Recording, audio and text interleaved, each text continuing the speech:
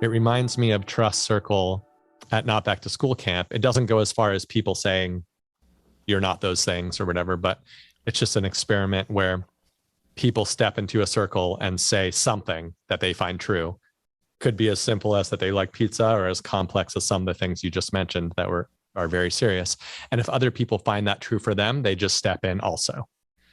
And there's very few things that aren't true for at least someone else. And when it's not true for anyone else, that's interesting too. Mm-hmm. But just coming into the circle and you hear people, just like you said, it's a permission spiral. Is that what you called it?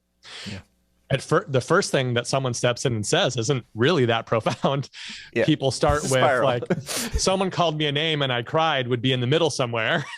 And then it goes from there. But everyone who steps in contributes to the permission of the space. And it's one of the more profound experiences at Not Back to School Camp. And I think it's an interesting thing to look at, the experience of Not Back to School Camp over the last, I think it started like 20 or 30 years ago. I'd have to look that up. Grace Llewellyn started this Not Back to School Camp.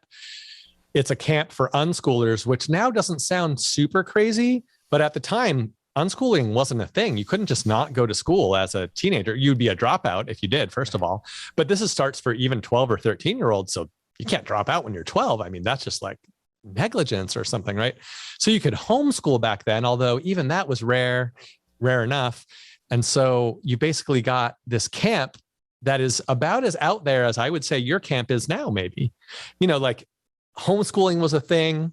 Unschooling had started to be a thing, but people didn't know about it. And so with you, like self-awareness is now a thing, but you know, most 18-year-olds don't really practice it, but they've heard of it. Maybe they've probably gone to a yoga class, something like, you know, they've heard that they need to take care of their emotional well-being. Probably they might've done a little bit of it. So it's like on the verge kind of, but not open in society yet. Definitely not something that everybody's practicing. And now 30 years later, homeschooling is a thing, especially post-COVID. Homeschooling numbers have more than doubled. There's more than just homeschooling. There's like homeschool pods, and I run a learning center next door. That's a project-based learning center for homeschool for day-long immersion. There's a la carte learning services. There's OutSchool. There's all kinds of things, right? So it's not that crazy anymore. But when Grace started it, it was a camp for people who weren't going to go to school in September. And it started in September when everyone's going back to school. So they called it Not Back to School Camp. And they did some of the group therapy-esque work where people were sitting in the middle of a circle and people would ask them questions and they would say the answer or say that they didn't want to say the answer or whatever. And they were working with lots of interesting things there, not as many of the things as what you're saying. But they were working with the boundaries of what learning is and how could they be a learner and how could they teach a workshop or how could their peers teach them things and how could they just have space and consent to attend or not attend things. Oh, I don't have to go to all the workshops. I can do what I want. It's funny that would be radical, but at the time it definitely was. And still today in schools it is. So I think it's interesting. What changed emotionally when you got into that? Oh, well, like, I don't know. There's a bunch of stuff. There's consent is one of them. Consent is a hot topic these days, but I meant when you were speaking about it, something about your emotional state shifted. You could hear it in your throat shifted. Well, for one thing, Not Back to School Camp had a profound effect on me in a way that I hope your camp has on people, probably not the same way, but in a similar way. And Not Back to School Camp did permission me to be my best self in some sense. And while we were there, we wrote letters to ourselves that she would then mail to us 6 months later, because a lot of people have a feeling there that there's something more to life and that something is awakened in them and something is special. And so you write a letter to yourself to remind yourself because, what about integration 12 months later? Do you just go back to being the way you were? So this letter is just one small technique so you can talk to your future self. And all she does is hold the letter, for you. Yeah. I'm just feeling, it feels like I'm really viscerally feeling your gratitude as you speak about it. Well, I'm grateful to Grace, and she needs to come on this podcast and explain how she started the camp and how she had the bravery to start it, because she was a school teacher. and something wasn't right. And she wrote the Teenage Liberation Handbook, and it was about liberation. And I don't think it was about liberation in a different sense than what you're offering, even though she doesn't talk about emotions quite as much as you do, and doesn't talk about awakening quite as much as you do. I think she probably refers to emotions and awakening, I think that there is permissioning, and there was all this stuff in the Teenage Liberation Handbook that was liberating.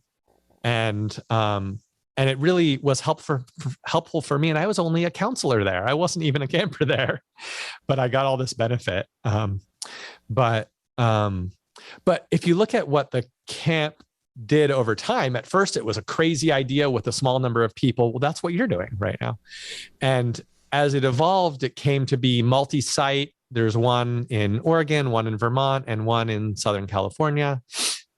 And it ran for, the sessions were 1 or 2 weeks, but there was like 6 sessions, eventually. And there still are. It's just COVID. It was a little bit slower in COVID, but there were, it grew to be all these sessions, and some campers would come for multiple sessions, and they faced a lot of the same challenges that you face about like equity. And so they had like a work trading, and they had scholarships, and all these things come up as it will with camps. And I think camps is a great model for introducing new types of learning. A workshop is a tiny camp. A camp is a temporary intentional community of sorts, and intentional communities are very powerful tools. And I think temporary ones are really practical ones. I think long-term ones are really interesting, but I like temporary ones. I'm really excited about those. And so I guess this leads to all kinds of, useful structures to discuss what you're doing. But I like to think about what happened to Not Back to School Camp over time, and how it really kind of, I'm not saying Not Back to School Camp by itself, but the unschooling movement and the homeschooling movement has really succeeded in a sense where it's not obscure anymore, and it's folded into society in some sense. Like there's lots of laws that support homeschooling, and not just for religious purposes, but for all kinds of reasons. And there's lots of services that have come online to assist homeschooling, all kinds of an ecosystem of learning environments that have come online, especially after COVID, really accelerated that. And so to some degree, it's succeeded. To some degree, it hasn't fully disseminated into society. So like, what does a successful unschooling movement look like? And really, unschooling is even in the name, you can see the fighting against what was already there. It needs to move beyond that to be successful. There needs to be a proposal of positive things that are in cooperation with, or that are the opposite of, or that not just the opposite of, but that are new seeds of growth. Like the first movement is a punk rock movement. It's a teardown. The second movement is a rebirth, and it supplants the original system by offering something so clearly better that people just take it up and start doing it.